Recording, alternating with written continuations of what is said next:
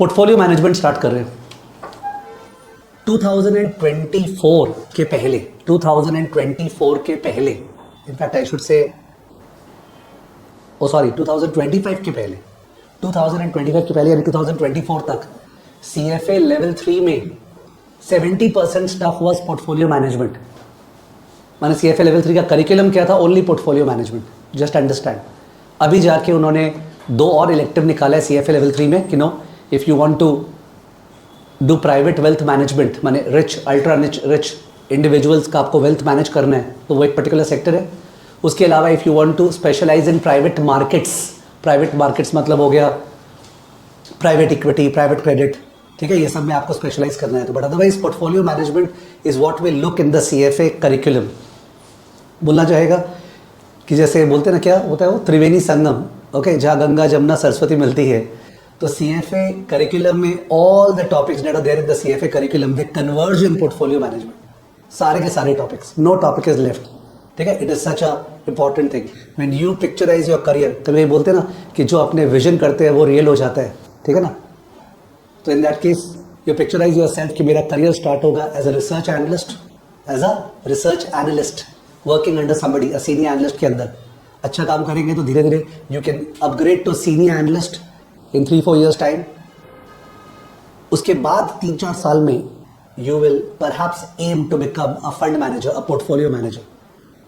And उसके बाद और ज़्यादा आप में पैशन, कन्विक्शन, मैच्योरिटी, सेंसिबिलिटीज रहा तो in that case one can hope to become a CIO, a chief investment officer, CIO of a big fund, ठीक है ना। तो ये ग्रेजुअल ट्रांजिशन होता है, research analyst, fund manager, CIO, ठीक है। But obviously it's very difficult, it requires that sort of effort and belief, confidence.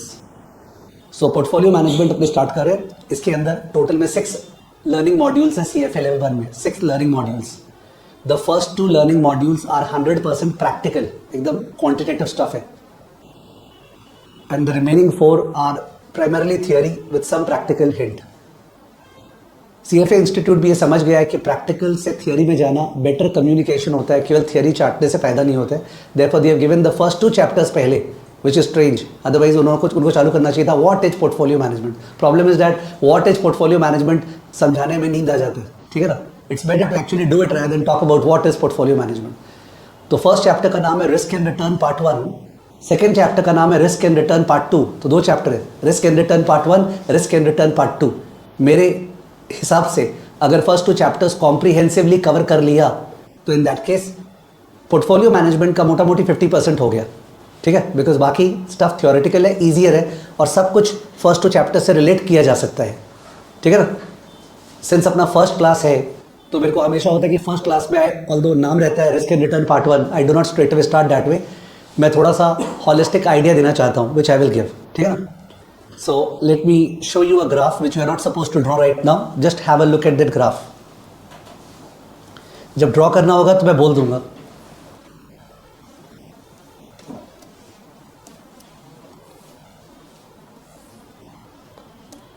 So on the x-axis I am taking risk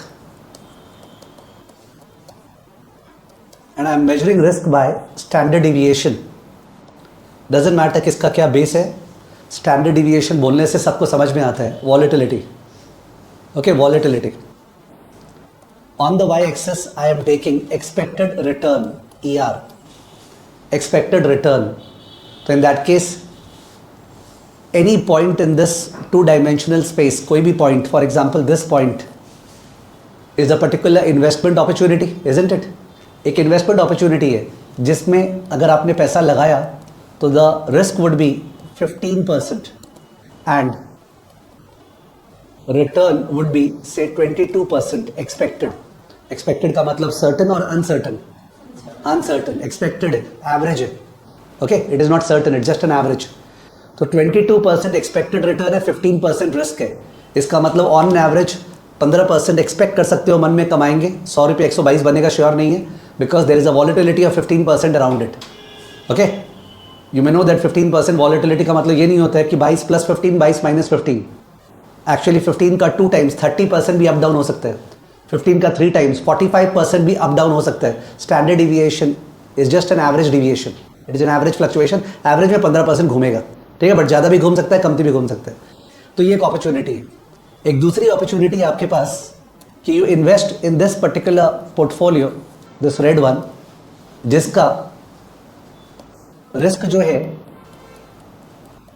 is से 18% एंड जिसका expected return जो है that is suppose 30%. This is the second opportunity. तो we can invest in either opportunity A और opportunity B, ए और B. जितना अपना Indians का नंबर क्रंचिंग स्किल्स है उससे कुछ ना कुछ फीलिंग्स आपके मन में यहाँ पे आ गया होगा.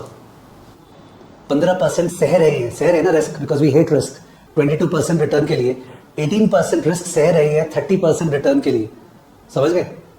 तो इन दैट केस कुछ इस तरह का भी मन में आया होगा आपके. 15 और 3 18, 3% एक्स्ट्रा रिस्क सहना पड़ा और एक्स्ट्रा रिटर्न क्या मिल रहा है 8. तो किसी किसी के मन में इस तरह का थॉट आ सकता है कि देखिए 3% रिस्क ऐसा 8% एक्स्ट्रा रिटर्न है तो बी बेटर है. क्या बेटर है? बी बेटर है. बट यू नेवर नो, हो सकता है मैं बहुत ही डरपोक इंसान हूँ, आई एम रियली अफ्रेड. ये जो 3% एक्स्ट्रा रिस्क के बदले 8% एक्स्ट्रा रिटर्न मिल रहा है वो मेरे को नहीं चलेगा. मेरे को थोड़ा ज़्यादा कॉम्पेंसेशन चाहिए. 3% एक्स्ट्रा रिस्क के बदले जो 8% एक्स्ट्रा रिटर्न मिल रहा है, आई एम नॉट सेटिस्फाइड. मेरे को थोड़ा ज़्यादा दो टेबल पे तब मैं लूँगा. तो I will go for A. तो I am called more risk averse, more risk averse. And जो बी पे जाएगा he is also risk averse, but he is what, less risk averse. कम डरता है, उसको इतना कॉम्पेंसेशन चलेगा. पर ये तो मानना पड़ेगा तुमको कि ए और बी में कॉम्पिटिशन है ना.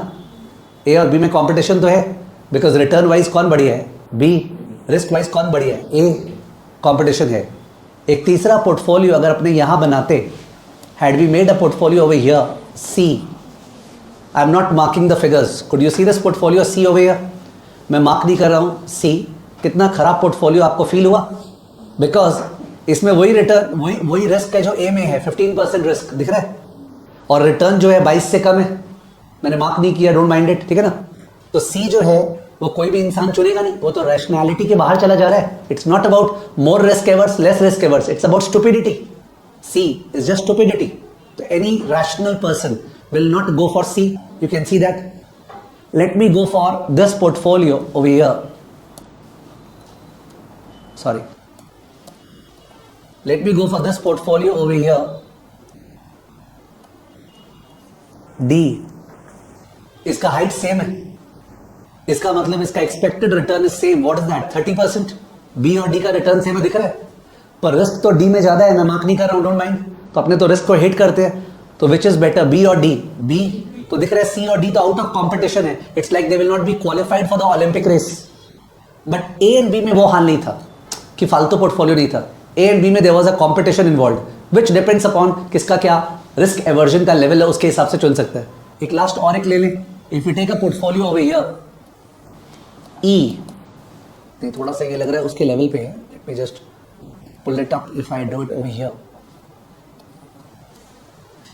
तो what you find is that ये जो पोर्टफोलियो ई है ये राइट साइड में है तो इसका रिस्क हायर है.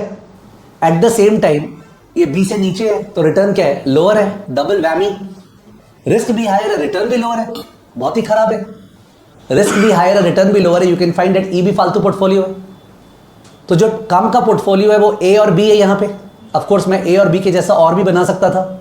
If I make more portfolios over here, say this one, यहाँ पे suppose A B E F F. If you see closely, मैंने इन केस दिख रहा नहीं होगा बाई चांस तो मैं थोड़ा सा और बेटर कर दूं.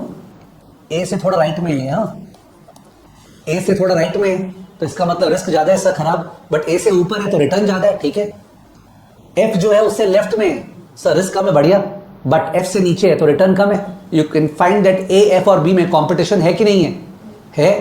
ए एफ और बी में कॉम्पिटिशन है, ठीक है. अब बात आ रहा है सही, ये ए एफ और बी है क्या? ये A F B C E D ये सब पोर्टफोलियोज है. क्या है? पोर्टफोलियोज. पोर्टफोलियो का मतलब सबको पता है. Portfolio means a bundle of securities, a bundle of investments. A bundle of investments. Portfolio का उल्टा हो गया सिंगल सिक्योरिटी. तो for example I am telling you ये पोर्टफोलियोज नहीं है, ये सिंगल स्टॉक्स है. A is a stock, F is a stock, B is a stock, C is a stock, E is a stock, D is a stock. Possible है. ये individual stocks है. Stock को ही plot कर सकते हैं अपने. The first lesson in portfolio management is that nobody has a crystal ball. तो crystal ball क्या होता है? जिसके आर पार देख सकते हैं। किसी के पास मतलब किसी के पास वो दम नहीं है फ्यूचर देखने का। तो in that case nobody should invest in a single stock. एक सिंगल स्टॉक में पूरा पैसा नहीं लगाना चाहिए, ठीक है। उतना concentration risk should not be taken, उतना concentration risk should not be taken. You should diversify, आपको पैसा फैलाना चाहिए। Okay, invest in a portfolio, combine. Okay, when you invest in a portfolio you will find that आपका जो risk है ना, risk SD, वो वेटेड एवरेज से कम होगा। जैसे दो चीज का रिस्क है, एक का 10 एक का 20, आधा आधा लगाए तो रिस्क 15 नहीं आएगा। एक का रिस्क 10%, एक का 20 है, आधा आधा लगाए तो फील क्या आ रहा है? 15 आएगा, 15 से कम आएगा। बट जो रिटर्न आएगा ना, ए और बी में पैसा लगाए, इससे 10 और 20 है, तो जो रिटर्न आएगा वो एवरेज आएगा, वेटेड एवरेज से आधा आधा लगाए तो return would be simple average, but risk would be less than average. तो बहुत बढ़िया बात है। मैं अगर जब पैसा फैला रहा हूं तो मेरे को रिटर्न मिल रहा है वेटेड एवरेज, पर रिस्क सहना पड़ रहा है वेटेड एवरेज से कम, वेटेड एवरेज से कम। Now this is the central message of first chapter, risk and return part 1। तो risk and return part 1 in fact पूरे पोर्टफोलियो मैनेजमेंट का ये सेंट्रल मैसेज है कि please diversify, don't put your money in a single stock, and it's a easy thing. कोई भी जो बोलता है केवल एक सिंगल चीज पे रिलाई मत कर, ठीक है, थोड़ा डाइवर्सिफाई कर ले, बेटर रहेगा। अगर एक डूबा तो कम से कम दूसरा बचाएगा, वो जो सिंपल फीलिंग है, ठीक है। So that is the central message of portfolio management, in fact पूरा का पूरा पोर्टफोलियो मैनेजमेंट का। तो ये लोग क्या चाहते हैं? ये लोग ये चाहते हैं कि काश अपने को ये समझ में आए कि देखना, ये मैंने कर्व ड्रॉ किया, ए एफ और बी को मिला के मैंने कर्व ड्रॉ किया है। मैं बोलना चाह रहा हूं उस कर्व में और भी जो पॉइंट्स है ना, जो मैंने मार्क नहीं किया, इस कर्व पे तो और पॉइंट्स मार्क कर सकते थे, ए के नीचे और बी के ऊपर। ये सारे कर्व में जो पॉइंट्स है they are efficient. What are they? Efficient, मतलब इनमें कंपटीशन है, they are qualified for the Olympic race. और इसके नीचे जो है ना वो सब फालतू, इसके नीचे, इस कर्व के नीचे जो पोर्टफोलियोज थे, कौन सा था? सी, कौन सा ई, कौन सा डी, में और भी मार्क कर सकता हूं, वो सारा फालतू। ये दिख रहा है? क्योंकि इसके नीचे जो भी पॉइंट्स हैं उनका फालतू का रिस्क ज्यादा है, या उनका रिटर्न कम है, या दोनों का दोनों गड़बड़ है। तो we have to identify this particular curve, ये कर्व आइडेंटिफाई करना पड़ेगा, ठीक है। ये जो कर्व है इसका नाम है, इस कर्व का नाम है MVP। In fact we should say minimum variance frontier, minimum variance frontier. What is this? Frontier, minimum variance frontier, MVP, minimum variance frontier. और ये पूरा का पूरा जो ग्राफ चल रहा है ना, जिसमें CED फालतू इंक्लूडेड है, उनको बोल सकते हैं investment opportunity set. Investment opportunity set, look at the English language. Investment opportunity set मतलब कहां कहां से इन्वेस्ट कर सकते हैं, बताइए तो सही ना, फालतू और नहीं फालतू सब बताइए, ठीक है। तो और उसमें से फालतू को हटा दिए, जो बचा उसका कर्व जो ड्रॉ किया, that's called minimum variance frontier. Real life में ये जो मिनिमम वेरिएंस फ्रंटियर है, ये 2 मिनट में स्प्रेडशीट में निकल सकता है। यानी कि ये कोई थ्योरेटिकल बात नहीं हो रहा है। तो सोचेगा ऐसा theoretical talk going on, pen से डायग्राम बना रहे हैं, no, this is all practical. We will generate this frontier on the Excel, ठीक है। कि देखो एक्सेल में इस तरह जनरेट हो सकता है। प्रॉब्लम कहां है ना, जहां पे खासकर जो लोग इंडस्ट्री भी क्या बोलो, बहुत हाई लेवल इंडस्ट्री में काम नहीं किए हैं, और स्टूडेंट्स लेवल पे, कि वो लोग जब अपने चारों तरफ देखेंगे ना, सपोज कोई स्टूडेंट खुद ही इन्वेस्ट करते हैं थोड़ा बहुत पैसा, या फिर उसके पापा इन्वेस्ट करते हैं, या फिर दाएं बाएं कुछ और दिखता है, उसको लगता नहीं, उसको दिखता नहीं कि कोई इस तरह से रिटर्न एसडी वगैरह निकालता है। प्रैक्टिकली बात कर रहा हूं, रिटर्न एसडी निकाल के उसके बाद सोचना कौन सा बेस्ट है कौन सा नहीं है। यू वुड फील दैट ऐसे कहां होता है, हम लोग तो प्रैक्टिकली देख रहे नहीं है। तो तुम जो प्रैक्टिकली बात कर रहे हो बहुत ही लो लेवल पे बात कर रहे हो, बहुत ही लो लेवल। और अपने जब तुम्हारा करियर का बात कर रहे थे, research analyst to fund manager to CIO, वो जो बात कर रहे थे, उस हायर लेवल पे ये होता ही है। Understood? It definitely happens, 100% it happens. तो obviously what do you plan to achieve? You don't want to plan, without disrespecting anybody, you don't want to open Agarwal and company office in Bada Bazaar Kalakar street and operate something, ठीक है। When you imagine your career, you imagine something else. So obviously we are talking about that. तो पहला बात है, उस तरह मत सोचना कि सर ये सब प्रैक्टिकल थोड़ी है, फालतू का थियरी है। एक तो दिखाएंगे कैसे डिराइव होता है, और दूसरा बात है ये हायर लेवल पे सब ऐसे ही यूज होता है, ठीक है ना, फालतू का नहीं पढ़ाया जा रहा है। तो ये हो गया minimum variance frontier, minimum variance frontier.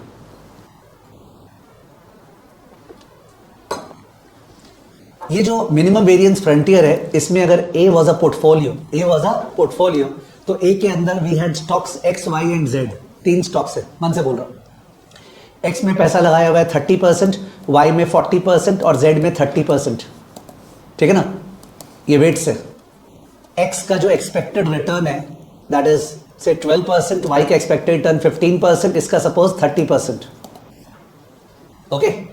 और जो स्टैंडर्ड डिविएशन है, एक्स का स्टैंडर्ड डिविएशन है मे बी 10%, वाई का स्टैंडर्ड डिविएशन है 12%, इसका स्टैंडर्ड डिविएशन मे बी 16%।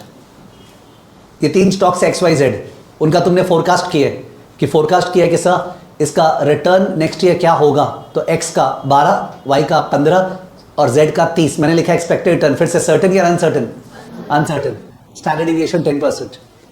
ये जो चीज हमने निकाला कि सर ये क्या होगा एक्स का रिटर्न, ये कैसे निकला है? ये निकला है इससे कि कोई प्रोबेबिलिटी डिस्ट्रीब्यूशन दिया हुआ था based on some scenario. Scenario हो गया इंडिया का GDP growth rate next year क्या होगा। इंडिया का GDP growth rate next year less than 6% होगा, या फिर 6 to 7% होगा, या 7% से ऊपर होगा। प्रोबेबिलिटी है सपोज 30%, 40%, नहीं वेट्स फालतू मैच हो रहा है। सपोज इसका प्रोबेबिलिटी है 50%, 40% और 10%, एंड अगर लेस देन 6% हुआ तो स्टॉक का रिटर्न होगा -2, स्टॉक गिर जाएगा। अगर 6 to 7 हुआ तो स्टॉक का रिटर्न होगा से 10, और अगर more than 7% GDP growth rate हुआ तो स्टॉक का रिटर्न होगा से 22%। ये जो दिया हुआ है प्रोबेबिलिटी और return, probability of return and return, इससे मीन एंड एसडी इजीली निकल सकता है। प्रोबेबिलिटी और रिटर्न से मीन एसडी निकल सकता है, बहुत जन जानते हैं कैसे कैलसी से निकलता है, ठीक है। तो mean for example 0.5 into -2 plus 0.4 into 10 plus 0.1 into 22, यही तो हुआ mean. Summation P x, probability into return plus probability into return plus probability into return, वो एक्स बार आ गया मीन, और स्टैंडर्ड डिविएशन में निकल जाएगा, उस माथा बच्चे नहीं करे। अब ये जो आया forecast less than 6, 6 to 7, greater than 7, ये आया है इकोनॉमिक्स के हेल्प से। You can not do this without having an idea of macro economics, India का डिफरेंट सेक्टर्स क्या करने वाला क्या नहीं करने वाला वगैरह वगैरह। तो you see what is happening, we are combining economics with what, QM, with what, QM. Economics को स्टैटिस्टिक्स से कर रहे हैं, मीन एसडी किस पे पढ़ते हैं? स्टैटिस्टिक्स में। And after that we are coming to this particular result, and ये पर्टिकुलर रिजल्ट से हमें निकालना है what is the expected return of the portfolio and what is the risk of the portfolio. ना expected return of the portfolio तो ऐसे ही निकल जाएगा। देखो मैंने 30% पैसा लगाया 12 पे, 40% 15 पे, माने तुम्हारे पास अगर 1 लाख था ना, तुमने 30,000 लगाया एक स्टॉक में जिसका रिटर्न 12, 40,000 लगाया एक स्टॉक में जिसका रिटर्न 15, और 30,000 लगाया एक स्टॉक में जिसका रिटर्न 30। तो अगर विदाउट मैथ्स बात करें तो सर 30,000 पे 12% कमाएंगे, 30,000 का 12% यू कैन कैलकुलेट। सर 40,000 पे 15% कमाएंगे, यू कैन कैलकुलेट। और 30,000 पे 30% कमाएंगे, यू कैन कैलकुलेट। कितना कमाएंगे निकल गया, डिवाइड बाय 1 लाख इंटू 100, ये तो कोई फॉर्मुला ही नहीं है। तो उससे एक्सपेक्टेड रिटर्न आ जाएगा पोर्टफोलियो का। तो पोर्टफोलियो का एक्सपेक्टेड रिटर्न तो 1 सेकंड में आ जाएगा, पर पोर्टफोलियो का रिस्क 10, 12 और 16 से नहीं आएगा। उसके लिए चाहिए कोरिलेशन। क्या चाहिए? Correlation between X and Y, correlation between Y and Z, correlation between X and Z. Once again correlation कहां पढ़ते हैं? स्टैट्स में। कोरिलेशन कहां पढ़ते हैं? स्टैट्स में। तो जब मैं बोल रहा था कि portfolio management is a topic जहां पे बाकी सारे के सारे टॉपिक्स सीएफए करिकुलम के मैच होते हैं, I was saying about this only. You talk about any topic including ethics, जिसका बात ही नहीं हुआ अपना, ठीक है, क्यूएम, इकोनॉमिक्स, इक्विटी, सब चीज पोर्टफोलियो मैनेजमेंट में काम आता है। इक्विटी कैसे काम आता है? बिकॉज ये जो शेयर्स है एक्स वाई, ये अगर तुम शेयर्स मानते हो तो ये इक्विटी का चल रहा है। अगर एक्स वाई जेड बॉन्ड है तो क्या चल रहा है? बॉन्ड। अगर X Y Z private equity या रियल एस्टेट या इंफ्रास्ट्रक्चर है तो ये private equity, real estate, infrastructure हो रहा है। ओके, एक्स वाई जेड में भी डिजिटल करेंसी है, बिटकॉइन या कुछ का बात हो रहा है तो उसका बात हो रहा है। तो you pick up any topic, all topics are covered over here. May be X Y Z में कोई डेरिवेटिव पोजीशंस है, अंडरस्टूड? तो ये अपने को डिराइव करना है minimum variance frontier. Okay, minimum variance frontier derive करना है, और इसको डिराइव करने में अंदर ही अंदर बहुत सारा डेटा यूज होगा, lot of data will be used. Problem ये है कि जब ये मैंने डिराइव कर लिया, मैं अपने आप डिक्टेट कर दूंगा, you don't have to worry. ये रिस्क है, ये रिटर्न है, ये डेवलप हो गया। This is the minimum variance frontier, develop हो गया। I have drawn it cleanly. इस फ्रंटियर में से, इस फ्रंटियर में हर एक पॉइंट जो है ना, हर एक पॉइंट मैंने समझे, ये जो पॉइंट है, ये वाला point, what is this? Portfolio. ये पोर्टफोलियो, ये पोर्टफोलियो, ये portfolio, and all of these are efficient portfolios. बढ़िया है एकदम। पर तुम्हारे लिए कौन सा ऑप्टिमल है, तुम्हारे लिए कौन सा ऑप्टिमल है वो तो डिपेंड करता है तुम्हारा बिल्टअप, तुम कैसा इंसान है, तुम्हारा बिल्टअप। जो तुम्हारा बिल्टअप है ना वो अपने स्टडी करते हैं with the help of this, have a look.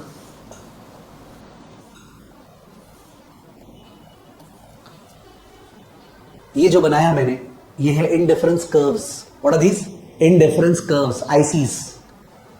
काफी जन का इंडिफरेंस कर्व्स इकोनॉमिक्स में किया हुआ होगा। इकोनॉमिक्स में किसको किसका इंडिफरेंस कर्व कभी इकोनॉमिक्स में किया हुआ है? मैं I know from here. Okay, I can see majority of the people का इंडिफरेंस कर्व्स किया हुआ है। व्हेन आई सेड किया हुआ है, I never wanted to say that तुम्हें याद है ना, एकदम पूरा ध्यान है ना, मैं ये नहीं बोलना चाह रहा था। तो पता ना, हाँ किया हुआ है। इंडिफरेंस कर्व जो इकोनॉमिक्स में करते थे ना, उसमें दो कमोडिटीज होता था, एक्स एंड वाई। वहां पे भी बोल रहे बहुत जन किया हुआ है लाइव क्लास में। एक्स एंड वाई दो कमोडिटी होता था, और फिर दो कमोडिटी में बंडल्स बनाते थे कि एक्स कितना वाई कितना, जिससे क्या सेटिस्फैक्शन मिलेगा। फिर एक दूसरा बंडल, सेटिस्फैक्शन सेम, तीसरा बंडल, सेटिस्फैक्शन सेम। तो अगर हर बंडल से सेटिस्फैक्शन सेम है तो सारे बंडल्स को ज्वाइन करेंगे तो that curve should be called indifference curve. Because why? Because all the bundles in that curve are giving you the same satisfaction. Indifferent, you should be indifferent. ठीक है, तो indifference curve का नाम indifference ये था because on a particular curve all the points of the curve give the same level of what? Satisfaction. ठीक है, तो पर वो जो कर्व बनता था उसका शेप क्या होता था याद है क्या? It used to be upward sloping और डाउनवर्ड स्लोपिंग। डाउनवर्ड स्लोपिंग सबका बचपन में किया हुआ, जहां तक डाउनवर्ड स्लोपिंग इंडिफरेंस कर्व होता था, क्योंकि अगर एक बंडल के मुकाबले दूसरे बंडल में एक्स को ज्यादा लेंगे, एक बंडल में एक्स 50 है, वाई 60 है, 50 यूनिट 60 यूनिट। अब अगर एक्स को बढ़ा दिए 55, तब तो यूटिलिटी बढ़ जाएगा, तो वाई को तो कम करना ही पड़ेगा in order to compete with the bundle. X और वाई दोनों बढ़िया चीज है, तुमको 50-60 दे रहे हैं, कुछ खुशी मिला? हाँ मिला। अब एक्स को बढ़ा दिए 50 से 55, तो खुशी तो बढ़ गया तुम्हारा, तो वाई थोड़ा कम करेंगे तभी तो इंडिफरेंट होगा। तो it used to be downward sloping. But यहां पे जो ये जो डायग्राम है, इसमें एक्स और वाई एक्सिस पे one is a good, I am not saying English language, you are good वो वाला गुड नहीं, one is a good noun बोल रहा हूं and the other is a bad. A good is something which has a positive marginal utility. A bad is something which has a negative marginal utility. माने good एक ऐसा चीज है जिसके पाने से तुमको खुशी मिलता है, मजा आ गया।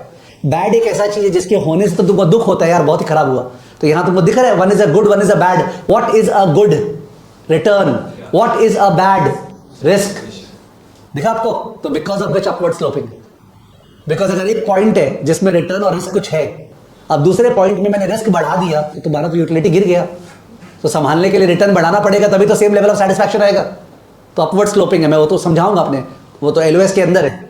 तो ये जो रेड लाइंस बनाए हैं, रेड, ये इंसान का स्टडी है। किसका? इंसान का, इन्वेस्टर का।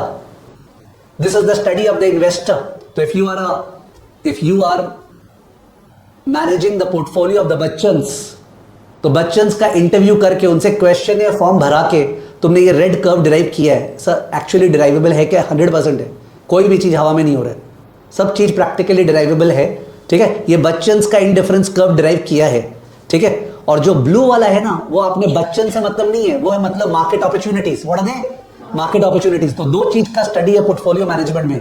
एक तो जिसके लिए पोर्टफोलियो बना रहे उस इंसान का study, that is the red curve, indifference curve. दूसरा हो गया जो बाजार में इन्वेस्ट करेंगे, वो बाजार में अपॉर्चुनिटीज का स्टडी, वो हो गया मिनिमम वेरिएंस फ्रंटियर। तीन कर्व यहां पे ड्रॉ किया, दिख रहे? If I mark it IC1, IC2, IC3।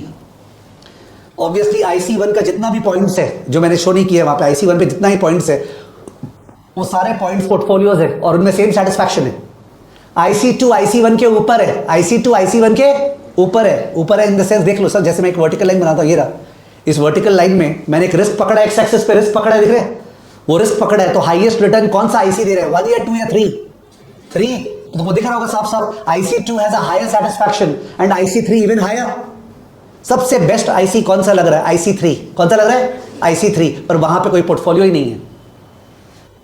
तुम्हारा मन करे काश ऐसा होता कि 2% रिस्क 100% रिटर्न। नहीं है, जा क्या करेंगे? तो IC3 कैसा हो गया? IC3 is not possible. IC1 is possible, IC2 is possible. Which one should we go for? IC2. So the point of tangency between the highest indifference curve and the minimum variance frontier is the optimum portfolio.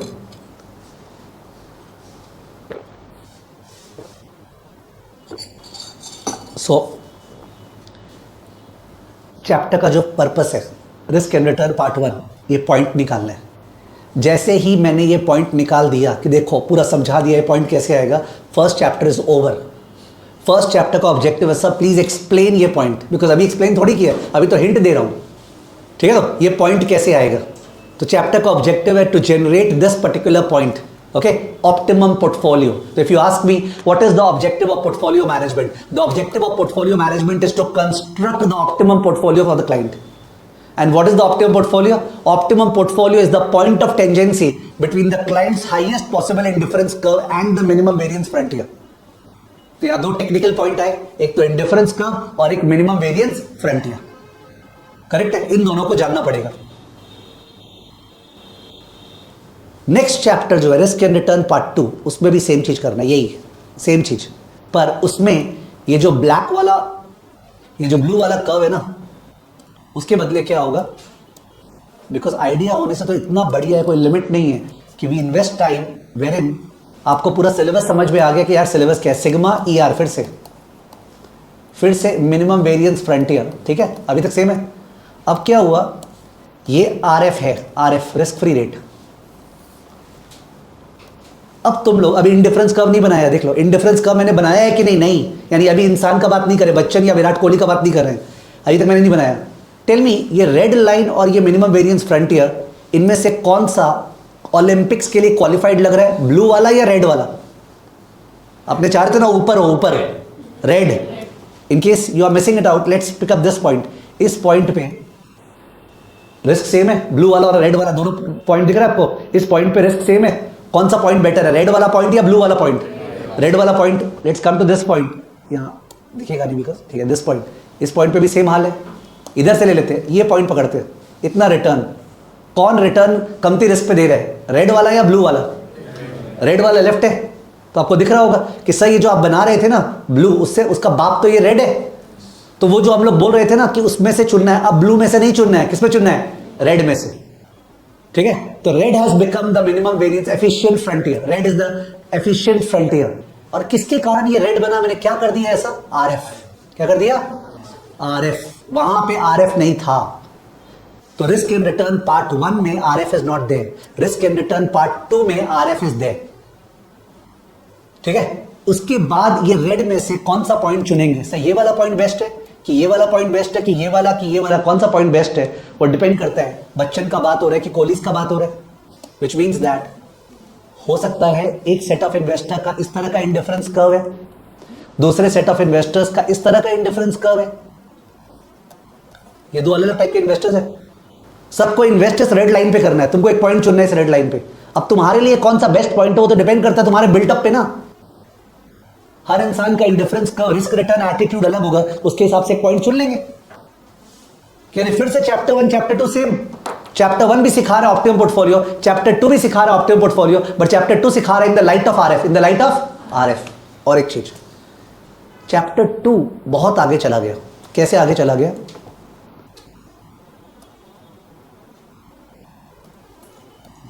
एक बार इधर आना, very very important, because क्या होता है ना, मैंने कुछ कुछ कंसेप्चुअल चीज है वो, उसका अगर सीड्स बो कर दिया जाए और बाद में जब वो रिपीट होता है तुम्हारे अंदर बस गया, वो बसना मतलब अलग लेवल हो गया। चैप्टर 1 ये बोल रहा है कि सर ये जो मिनिमम वेरिएंस फ्रंटियर बनाए ना, इसमें याद है आपने नीचे जाके स्टैट्स का मैं प्रोबेबिलिटी दिखाया था, scenario 1, scenario 2, scenario 3, probability, forecast था, फिर कुछ आया होगा। हर आदमी का फोरकास्ट किसी भी स्टॉक के बारे में, कोई स्टॉक है उसका दाम चल रहा है 500 रुपया, एक साल में भी क्या होगा उस स्टॉक का, एक साल में क्या होगा उस स्टॉक का, मेरा फोरकास्ट, तुम्हारा फोरकास्ट, इसका फोरकास्ट सेम होता है कि अलग अलग होता है, फैक्ट अलग होता है। देयरफॉर ये जो मिनिमम वेरिएंस फ्रंटियर है ना ब्लू, ये सबका अलग बनेगा, ये सबका क्या बनेगा, अलग। However imagine a world in which, और हो गया वैसा वर्ल्ड काफी हद तक, information is freely available to all, जो भी इंफॉर्मेशन है वो हर समय रियल टाइम बेसिस पे अवेलेबल है, किसी के पास इंफॉर्मेशन एडवांटेज नहीं है, या मेरे को 2 मिनट एक्स्ट्रा लेना पड़ेगा। Way back in the 2000s और इवन 2000 के पहले क्या होता था, कैलकाटा का हाल बता रहा हूं, there used to be certain firms, proprietary firms who used to have subscription of Bloomberg and Reuters. तो ब्लूमबर्ग के सब्सक्रिप्शन का उस समय करीब 5 लाख या 7 लाख रुपया पर मंथ लगता था, which is a big amount, ठीक है। तो and they used to have subscription, और ब्लूमबर्ग में सबसे पहले न्यूज आता था कि क्या हो रहा है क्या नहीं हो रहा है। लार्सन एंड टुब्रो को ऑर्डर मिला 4,000 करोड़ का, ब्लूमबर्ग में जब पता चल गया तब जाके मे बी 10 मिनट बाद दुनिया को पता चलेगा, वो भी उस दुनिया को जो ध्यान दे रहा है। तो 10 मिनट में तो दुनिया चेंज हो जाएगा। तो जैसे ही पता चला इस कंपनी को ऑर्डर मिल गया L&T का, अपने उस स्टॉक को दबा के बाई कर लिए। 10 मिनट बाद दुनिया को पता चला लोग बाई कर रहे हैं, उस समय दाम बढ़ेगा, अपने क्या कर देंगे, sell. This is information advantage. What is this? Information advantage, clear cut. Such market is said to be efficient or inefficient? Inefficient. Okay. Budget is on which day? First Feb budget है। तो budget के दिन जो है, there used to be so much of trading, in the sense that the finance minister will announce a certain thing for the shipping industry. For example, she will say that shipping companies को अब से depreciation जो है 10 साल के बजाय 5 साल में करना अलाउड है। शिपिंग कंपनीज 10 साल में डेप्रिसिएशन क्लेम करते थे इनकम टैक्स से, अब 5 साल में क्लेम कर पाएंगे। It is such a big news, I can't explain, because इसका मतलब अब वो लोग का डेप्रिसिएशन का डिडक्शन पीएल में ज्यादा हो जाएगा, 1/5 सपोज स्ट्रेट लाइन माने तो 1/10 की बजाय, तो इनॉर्मस टैक्स शील्ड जनरेट होगा। तो इन दैट केस जो लोग सुन रहे हैं बजट और जो लोग इंटरप्रेट ठीक से कर पा रहे हैं, इंटरप्रेट भी तो करना पड़ेगा। अरे वो इतना चीज बोल रही है, किसका क्या इंपैक्ट है, और अकॉर्डिंगली ट्रेड कर रहे हैं। So there used to be less competition 1990s में, but now there is more competition. In fact, finance minister का बजट होता ही आजकल कितना छोटा होता है ना, she doesn't elaborate too much because actually it doesn't matter. Policy making तो throughout the year हो रहा है, बजट क्या कर देगा?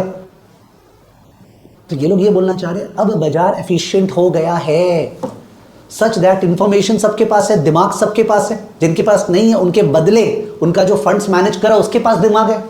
पीपल विल से दैट कहां सर दिमाग है सबके पास? अरे यार एक सबसे हम लोग के 4th फ्लोर ऑफिस में जो एक स्टाफ है वो लोग म्यूचुअल फंड में एसआईपी लगा रखा है, तो एसआईपी कर रखा है, तो अकॉर्डिंगली जो फंड मैनेजर है वो तो उसके बदले दिमाग लगा रहा है ना। It is not a question of मेरे स्टाफ के पास दिमाग है कि नहीं है। तो it is they try to say that imagine a world जिसमें होमोजीनियस एक्सपेक्टेशंस है। कौन से एक्सपेक्टेशंस? Homogeneous expectation. मैंने वर्ड में बोला homogeneous, homogeneous although you may not be able to define it. Homogeneous का मतलब होता है सिमिलर और dissimilar. Similar, heterogeneous means dissimilar. Homogeneous expectations. तो मैं बोलना चाह रहा हूं ये जो है ना नीचे वाला जो बनाया, इसमें जो ब्लू था, ऑल्दो तुमको दिखा होगा सेम ही वैसे देखने वाइज, पर यहां बोलना चाह रहे this blue is the same for everyone.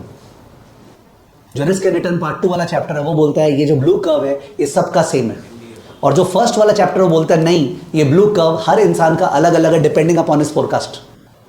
तो सेकेंड चैप्टर बहुत ही हाइट्स कर दिया, homogeneous expectations and RFS possible. क्यों किया वो ये सब?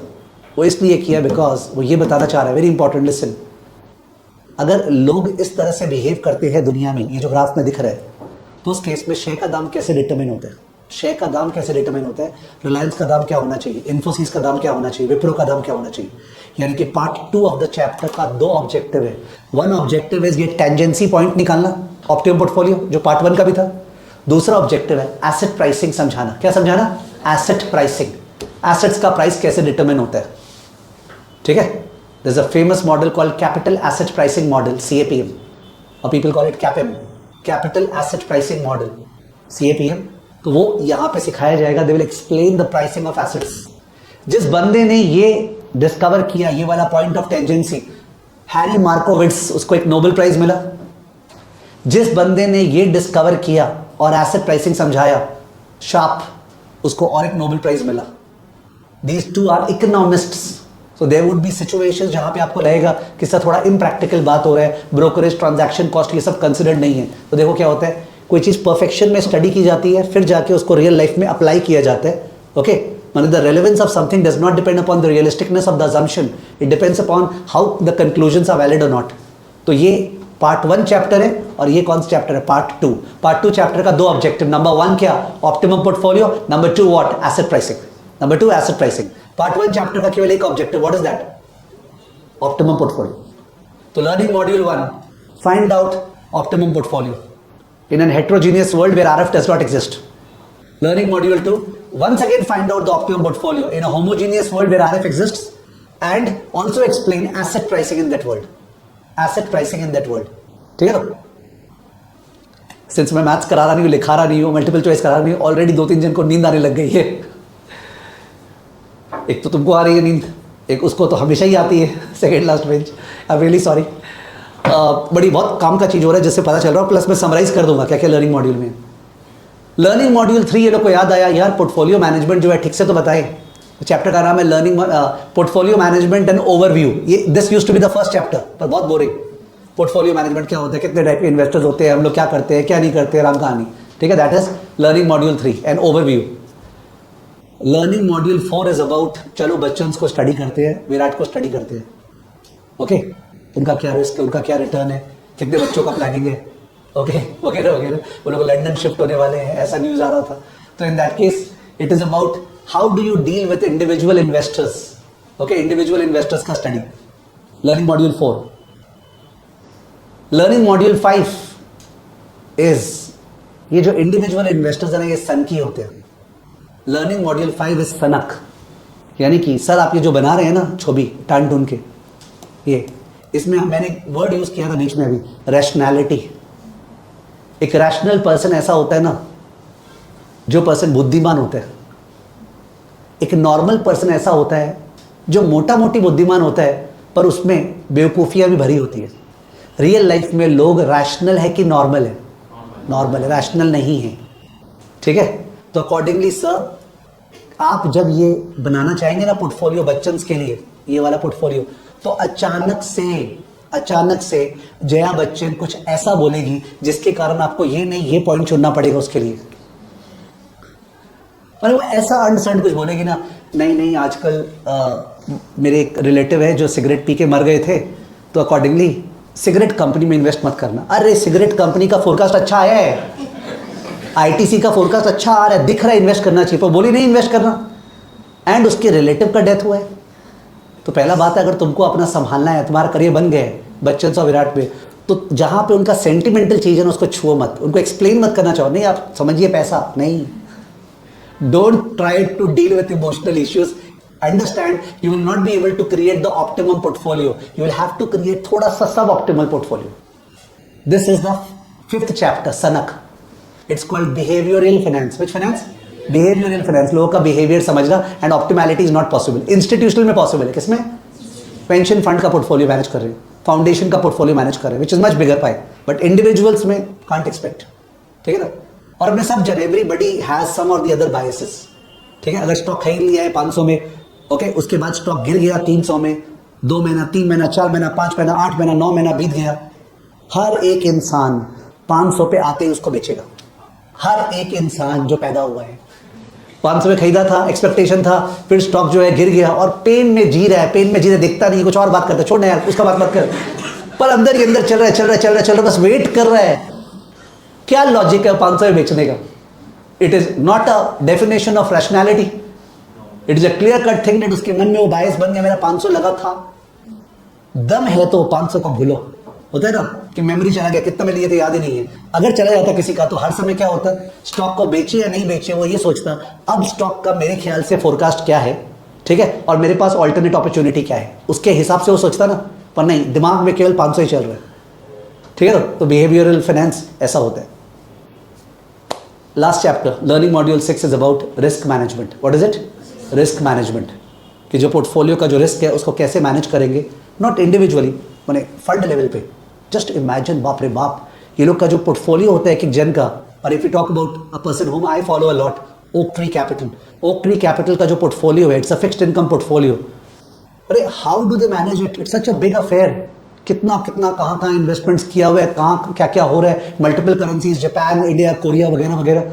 तो how do they manage the risk in an institutional setting? Risk management. What is it? Risk management. तो 6 मॉड्यूल्स है। फर्स्ट चैप्टर क्या है? Risk and return part 1। क्या ऑब्जेक्टिव है? To find out the optimum portfolio. Homogeneous या heterogeneous situation? Heterogeneous, no RF, no RF. Second chapter, risk and return part 2। 2 objective है। Number 1, optimum portfolio. Which situation? Homogeneous and RF. उसी में second objective, asset pricing. Asset pricing, and you should be excited कि asset pricing सीखने वाले अपने।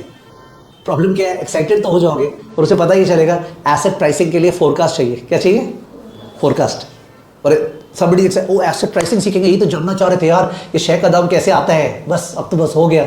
Problem ये है, उसके लिए फोरकास्ट चाहिए उस कंपनी का, सेल का, प्रॉफिट का वगैरह। और उसके लिए क्या पढ़ाया जा रहा है अपने को? इक्विटी। क्या पढ़ाया जा रहा है? इक्विटी, कि वो कंपनी किस इंडस्ट्री में है, वो क्या करेगा क्या नहीं करेगा। The moment you start realising, oh God how do I say, this is not a webinar in which मैं CFA का वेबिनार ले रहा हूँ, वरना मैं in a typical webinar which I do quite late, I have not done, उसमें एक stack दिखाता हूँ मैं, स्टैक। उस स्टैक में सबसे लोएस्ट लेवल पे जो इनकम अर्न करने वाले हैं फ्यूचर में, वो है auditors and accountants. Finance industry में सबसे खराब इनकम होने वाला है ऑडिटर्स का और अकाउंटेंट्स का in the entire stack of people in the finance industry. जो बिचौला है ना, जो दलाली करता है, वो ज्यादा कमा लेगा, ये लोग नहीं कमा पाएंगे, ऑडिटर्स एंड अकाउंटेंट्स। एक्सेप्शंस हर जगह होते हैं, वैसे this you can't pick up a particular person. Piyush Goyal sir chartered accountant किया, देखिए वो क्या कमा, फालतू बात नहीं। You can't talk about exceptions, we are talking about generality. और सबसे ऊपर होता है कैपिटल एलोकेटर्स। कौन?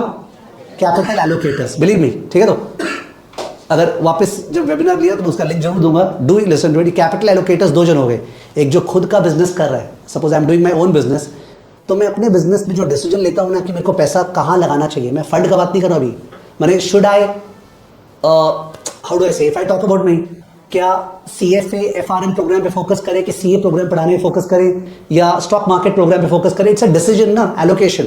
वैसे मैन्युफैक्चरिंग इंडस्ट्रीज उनका डिसीजन। और उससे ज्यादा इंपॉर्टेंट जो अपना ये है, कैपिटल एलोकेटर्स में आ गए fund managers, because they are taking the decision. Equity में कितना लगाएं, बॉन्ड में कितना, रियल एस्टेट में कितना, इक्विटी के अंदर किस सेक्टर में कितना, सेक्टर के अंदर किस स्टॉक में कितना, कैपिटल एलोकेशन डिसीजन। ये लोग सबसे ज्यादा कमाएंगे हमेशा, every time they will earn the best. पर उसमें से भी कुछ गड़बड़ होते हैं क्या? यस होते हैं, एक्सेप्शंस आते हैं, ठीक है। तो रिसेंट सर्वे आया जहां पे CA इंस्टीट्यूट ने निकाला है, this figures by the CA institute, कि 11.5 लाख का क्या एवरेज पैकेज था CA इंस्टीट्यूट का प्लेसमेंट का, ठीक है, एवरेज पैकेज। और एवरेज में बहुत ही नीचे लेवल भी बहुत है। ये अगर अपने टॉप 10-20 स्कूल्स को छोड़ दे, टॉप 10-20 स्कूल्स को छोड़ दे, बाकी करीब 15-16 लाख। एंड CFA इंस्टीट्यूट का जो सर्वे है जिसमें उन्होंने, और ये सब फैक्चुअल डेटा है, जो CFA पास कर लिया, चार्टर होल्डर नहीं, चार्टर होल्डर में तो एक्सपीरियंस, जो पास कर लिया उसका एवरेज 18 लाख, और जो चार्टर होल्डर है उसका 40 lakh. These are all factual data, reported, verified and all that, ठीक है। बट उसके अंदर अपवर्ड डिविएशन बहुत ज्यादा है। तो व्हाट आई मीन टू से इज दैट बहुत ज्यादा इंपॉर्टेंट है ये CFA करिकुलम में जो पूरा सिखा रहा है। डॉक्टर्स है, would they have to invest their savings? Yes. Engineers, yes. You talk of anybody, somebody सा मेरे को तो अपना फैमिली बिजनेस संभालना है, हम क्यों पढ़ाई करें? ते फैमिली बिजनेस संभालेगा तो भी you are going to gain as a result of CFA, जो स्टाफ है उसके अंदर। एनीवेज, तो ये लर्निंग मॉड्यूल 1, लर्निंग मॉड्यूल 2 हो गया। लर्निंग मॉड्यूल 3 था ओवरव्यू ऑफ पोर्टफोलियो मैनेजमेंट। क्या ओवरव्यू मतलब पोर्टफोलियो मैनेजमेंट क्या होता है, कितने इन्वेस्टर्स होते हैं, कैसे होते हैं, ये सब बताएगा। लर्निंग मॉड्यूल 4 वाज क्या बोलते हैं, प्लानिंग, वो जो बोला था, स्टडी ऑफ द बच्चन्स, नॉट द थनक, ओके, नॉर्मल स्टडी, उनका ऑब्जेक्टिव क्या है, ये क्या है, वो क्या है, प्राइवेट वेल्थ के ऊपर, ठीक है। और 5th वाला learning module is about behavioural finance. 6th वाला learning module is about risk, risk का मैनेजमेंट, ठीक है। तो एक बार अपने बढ़िया से लिखते हैं, बिकॉज काफी कुछ कवर हुआ है तो बेटर रहेगा। Let's write down.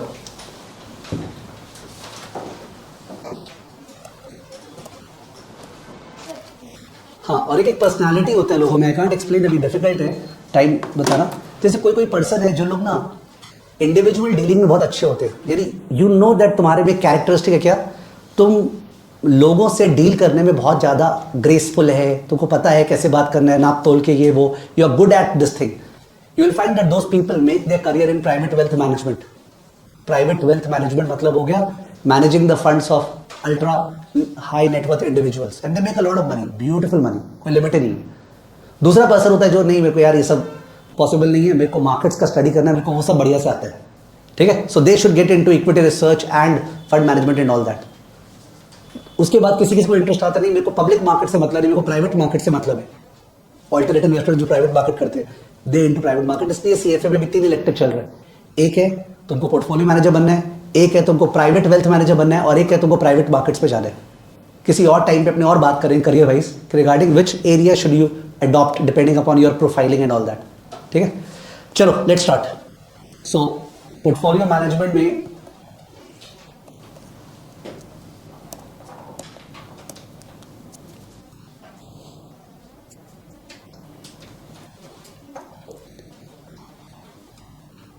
LM1, learning module 1, risk and return part 1, risk and return part 1.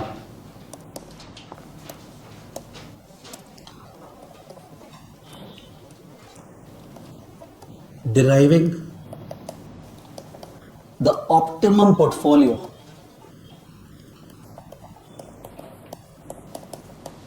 By the way, optimum portfolio का मतलब हो गया portfolio with the highest utility, जो सबसे ज़्यादा खुशी दे. रिटर्न मैक्सिमाइज नहीं करना है चैप्टर में, अपने खुशी मैक्सिमाइज करना है. Okay, deriving the optimum portfolio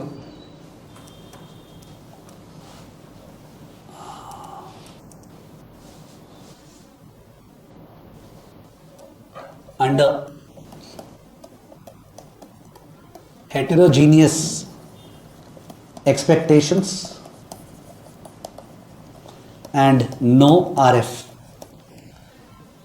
Deriving the optimum portfolio under heterogeneous expectations and no RF. सबका फोरकास्ट अलग अलग है. इंग्लिश का हिंदी सोचते जाना, सबका फोरकास्ट अलग अलग है. और सर रिस्क फ्री रेट पे बोरो लैंड करना अलाउड नहीं है. तो उसका डायग्राम बनाएं आपने.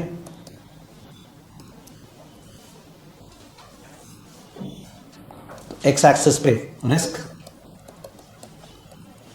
रिस्क को मेजर करें एसडी से, वाई एक्सिस पे एक्सपेक्टेड रिटर्न जो मीन होता है.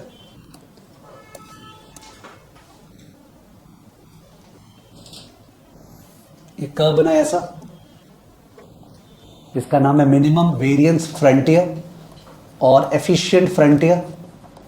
मेरे को तो एफिशिएंट फ्रंटियर वर्ड बेटर लगता है, but that's the name that they have given, minimum variance frontier, efficient frontier.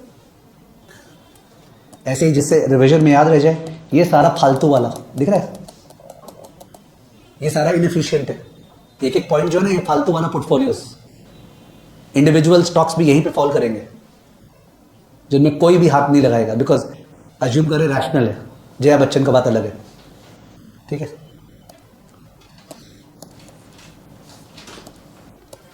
उसके बाद ये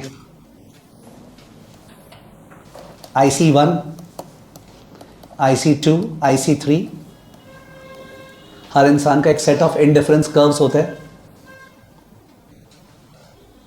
उसका मन करता है हाईएस्ट कर्व पे पहुंचने का, बट ऑब्वियसली वहां पोर्टफोलियो तो होना चाहिए. तो ये ऑप्टिमम पोर्टफोलियो है.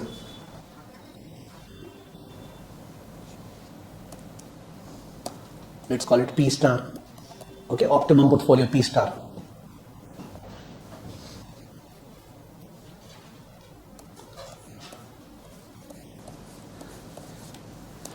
ये जो P स्टार ऑप्टिमम पोर्टफोलियो है, मे बी इसके अंदर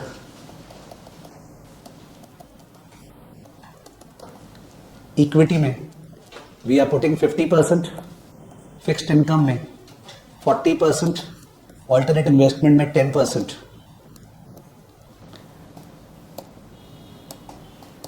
ये जो डिसीजन है, this is called asset allocation. बोलना भूल गया था, एसेट एलोकेशन. तो वर्ड बाद में तो बहुत बार आएगा. एसेट एलोकेशन का मतलब ये नहीं हुआ कि रिलायंस बाई करे कि टिस्को बाई करे. That is not asset allocation. Asset allocation means जो ब्रॉड एसेट क्लासेस है, इक्विटी, फिक्स्ड इनकम, एआई. आप लोग के लिए इजी ध्यान रखना है, बिकॉज वही तो सिलेबस में है.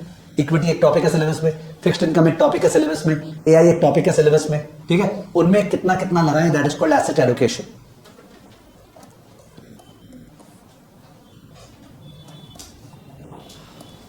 अब मैं तीनों का नहीं स्प्लिट करूंगा. इक्विटी के अंदर आपका जो चॉइस होगा ऑफ इंडस्ट्रीज, यानी you will decide to invest in IT, you will decide to invest in health care, you will decide to invest in, और सेक्टर्स का नाम लो जो इक्विटी पढ़ते सेक्टर्स अपने. Yes please. सेक्टर तो ऑटो नहीं बोले थे I think. Consumer discretionary sector. Okay, जो खासकर जो लोग इक्विटी का क्लास कर रहे हैं उन लोग को याद होगा, जो अपना सेक्टर वाला पार्ट था ना, उसमें ब्रॉड सेक्टर्स थे, उसके अंदर वो था. तो कंज्यूमर डिस्क्रिशनरी लिखा है मैंने, आई थिंक सबको समझ में आ रहा होगा. ऑटो वगैरह सब डिस्क्रिशनरी में ही आते हैं. IT, health care, consumer discretionary. अब आईटी में तुमने डिसाइड किया I will invest in TCS और I will invest in Infosys, तो ये सब जो पोर्शन है ना, ये जो पोर्शन किया मैंने पूरा ठीक से नहीं किया, आप ध्यान दोगे। ये जो पोर्शन है this is called security selection. What is this called? Security selection. तो एक होता है एसेट एलोकेशन, एक होता है सिक्योरिटी सिलेक्शन। एसेट एलोकेशन और सिक्योरिटी सिलेक्शन,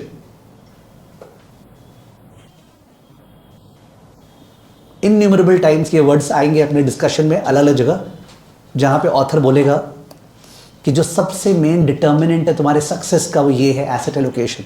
वो नहीं है, ये नहीं है, ये है। ओके, एम्पेरिकली प्रूवन हुए। तुम अगर गलत टाइम में शेयर मार्केट में ज़्यादा पैसा लगा दिया तो फिर तुम किसको छुआ उससे मतलब नहीं है, तुम डूबेगा तो सही है। तुम अगर सही टाइम में शेयर मार्केट में ज़्यादा पैसा लगाया तो तुम जिसको छुआ वही सोना।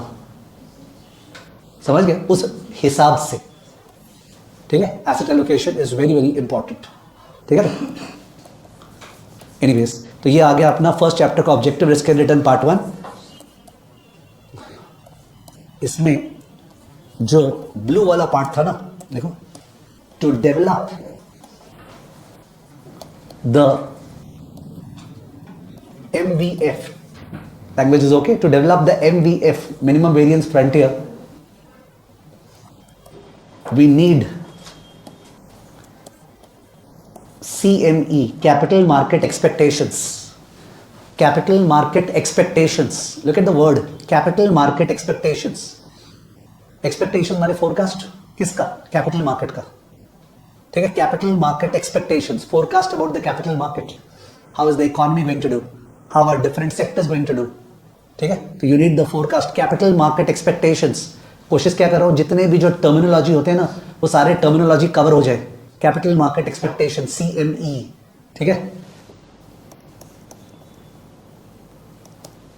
You can C over here, मैं जस्ट हिंट दे रहा हूं, knowledge of QM and economics आपका फिट हो रहा है। Knowledge of QM and economics, stock level पे जाता तो FSA भी लिख देता तो पता चलता क्यों अपने CFA लेवल 1 का जो AM पेपर है ना, फर्स्ट पेपर, उसके अंदर टूल्स है। सिलेबस याद है? उसके अंदर क्या है? टूल्स है। We have statistics, we have economics, we have FSA, ठीक है। The tools which are required to study what? Equity second paper में, study fixed income second paper में, ऑल्टरनेट इन्वेस्टमेंट सेकंड पेपर में, डेरिवेटिव सेकंड पेपर में, portfolio management second paper में, बाकी सब first paper में डाल दिया। ध्यान होगा जब मैंने फर्स्ट क्लास बताया था, ठीक है, व्हेन आई स्टार्टेड, ये किस तरह सिलेबस डिजाइंड है। To develop the minimum variance frontier we need CME, knowledge of QM and economics. फिर to develop risk return indifference curves for an investor, to develop risk return indifference curves for an investor,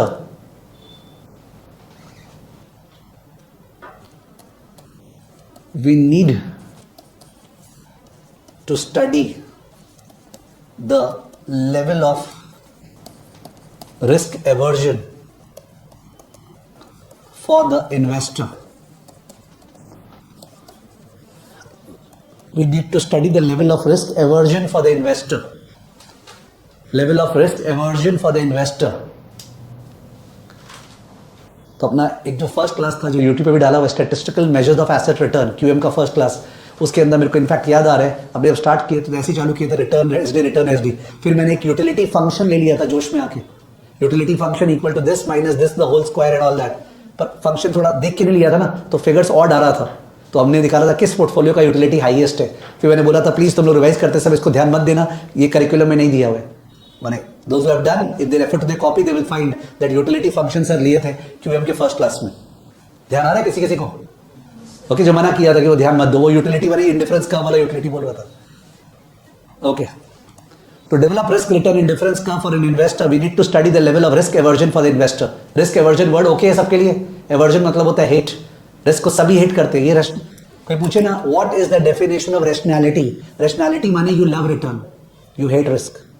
अगर तुम्हें लग रहा है हाँ sir normally तो ही है, अब हम भी तो नॉर्मली बोल रहे हैं।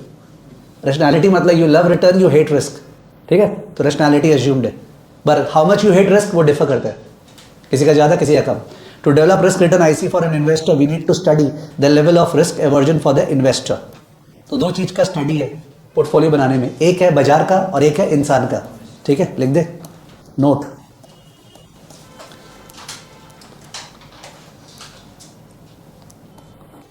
दो चीज का स्टडी है ऑप्टिमम पोर्टफोलियो बनाने में. ठीक है, I tend to dictate stuff in Hindi in between, I have seen that it helps. ठीक है, दो चीज का स्टडी है ऑप्टिमम पोर्टफोलियो बनाने में. फर्स्ट बुलेट बाजार का, CME जिससे क्या आएगा MVF. ओके, बाजार का स्टडी करो, स्टॉक्स का, सेक्टर्स का, इकोनॉमी का, इंडस्ट्री का. सेकेंड बुलेट इंसान का, उससे क्या आएगा IC इंडिफरेंस कर्व. और दोनों को मिला देंगे तो बन जाएगा ऑप्टिमम पोर्टफोलियो, जो कि रिस्क एंड रिटर्न पार्ट 1 का ऑब्जेक्टिव है. ठीक है, it's a very solid base. मैंने शुरू में फैल रहा था मैं, बट उसके बाद जाके मेरे को जो दिख रहा है मतलब thing you are picking up, you are understanding हाँ क्या बोल रहे हैं. ठीक है ना. Okay, next LM2 risk and return part 2. Risk and return part 2. Risk and return part 2. Risk and return part 2 में दो ऑब्जेक्टिव है. Objective number 1 determine optimum portfolio, यानी portfolio with the highest utility. Determine optimum portfolio under homogeneous expectations and RF. Under homogeneous expectations and RF. Determine optimum portfolio under homogeneous expectations and RF. सबका forecast same माना है, और माना है कि एक rate है जैसे गवर्नमेंट सिक्योरिटी जिसको आप लॉन्ग कर सकते हैं या शॉर्ट. लॉन्ग माने इन्वेस्ट, शॉर्ट माने बोरो. गवर्नमेंट सिक्योरिटी को अगर शॉर्ट किया, बेच दिया, तो इधर पैसा आ गया, वो RF पे पैसा उठा लिया. ठीक है, जो लोग डेरिवेटिव करते हैं यू विल फाइंड इट, कितने बार हम लोग बॉन्ड प्लस बॉन्ड माइनस बोलते रहते हैं ना, that bond minus is what, boring at RF. ठीक है, determine optimum portfolio and the heterogeneous expectations and RF. Second objective, objective number 2 asset pricing. Asset pricing. ठीक है, वन ऑफ द चैप्टर्स जो कि डेलिबरेटली मैंने स्लो चला है. Okay, alternative investment में मैं उस चैप्टर तक जानबूझ के पहुंचना नहीं चाहे. That was hedge fund. अभी तक आया नहीं अपने वहां पे, क्योंकि हेज फंड को पढ़ाने के लिए एक बार थोड़ा सा आइडिया एसेट प्राइसिंग का होना जरूरी है, जो मैं बताया नहीं अभी तक. तो आई वाज ऑलवेज लाइक कि थोड़ा सा कहीं मौका मिल जाए मेरे को एसेट प्राइसिंग का बताने का, तब जाके वो हेज फंड बेटर पिकअप होगा. And luckily we have timed it appropriately. Asset pricing. ठीक है, एक मिनट, इसको फर्स्ट वाले को ड्रॉ करना पड़ेगा, मैं डायग्राम भूल गया यहाँ पे. तो फर्स्ट वाले का डायग्राम दिखा रहे हैं. एक्स एक्सिस पे रिस्क, वाई एक्सिस पे एक्सपेक्टेड रिटर्न.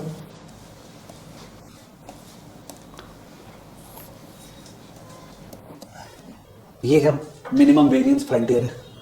ऑल्दो इसको बोलते नहीं मिनिमम वेरिएंस फ्रंटियर, इसका कुछ और नाम है. ठीक है, तो don't name it that way. अपने मिनिमम वेरिएंस फ्रंटियर वही वाला बोलते हैं जो अपना चल रहा था.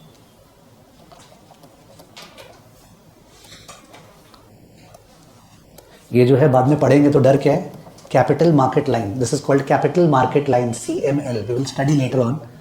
नाम सुना हुआ is always good. Capital market line, capital market line CML. तो this becomes the new efficient frontier. ना लिख दे, this is what, new efficient frontier. New efficient frontier. और ये वाला जो था MVF, नाउ इनएफिशिएंट. देख रहे हो, वो जो ब्लू रेड वाला बना हुआ है, जो पहले एफिशिएंट था, अब उसको बोल रहे हैं इनएफिशिएंट, बिकॉज उससे बेटर कौन सा है, ब्लैक वाला लाइन. तो नाउ इनएफिशिएंट. एंड ये सारा का सारा एक्सेल पे स्प्रेड पे दिखा दूंगा, जिससे कहीं पे भी थ्योरी नहीं लगे. This is totally practical. और इस पे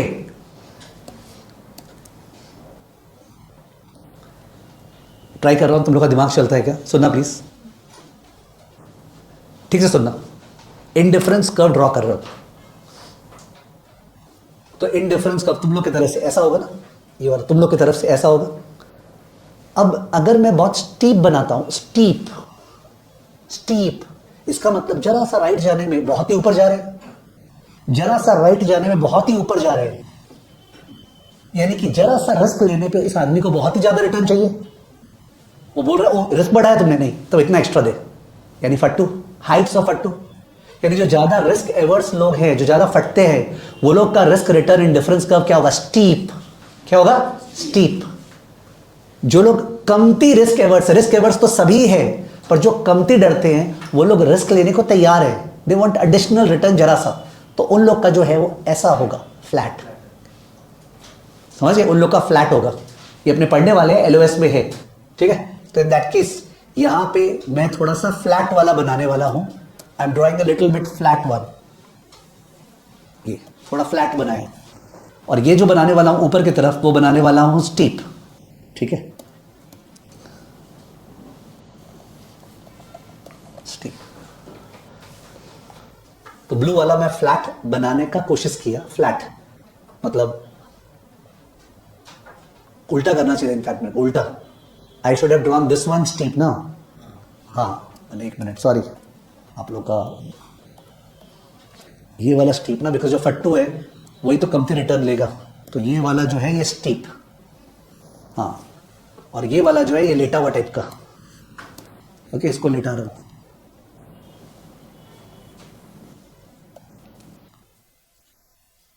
and don't think this way कि सर आपने बचपन में पढ़ा था कि डिफरेंस का can not intersect each other, आपने ब्लू और ब्राउन वाले को इंटरसेक्ट करा दिए। ये अलग अलग इंसान का है। जो तुमने पढ़ा था वो था फॉर अ पर्टिकुलर इन्वेस्टर। जैसे यहाँ ब्लू वाला केवल एक ही बनाया, मैं तो 3-4 तो बना रहा था ना। इफ आई मेक, वो तो पैरेलल होगा, वो इंटरसेक्ट नहीं करेगा। ब्राउन वाले का भाई पैरेलल होगा, इंटरसेक्ट नहीं करेगा। दो अलग अलग इंसान का तो इंटरसेक्ट करेगा ही। तो ये जो है P1 स्टार P2 स्टार, नीचे में मार्क कर दो P1 star dash, P1 star dash optimum portfolio for a फट्टू, P1 star optimum portfolio for a फट्टू, P1 star optimum portfolio for a फट्टू, ऑप्टिमम पोर्टफोलियो फॉर फट्टू। फट्टू means highly risk averse investor, highly risk averse investor, highly risk averse investor, highly risk averse investor. Bracket C, SEEC, how steep is the IC? See how steep is the IC?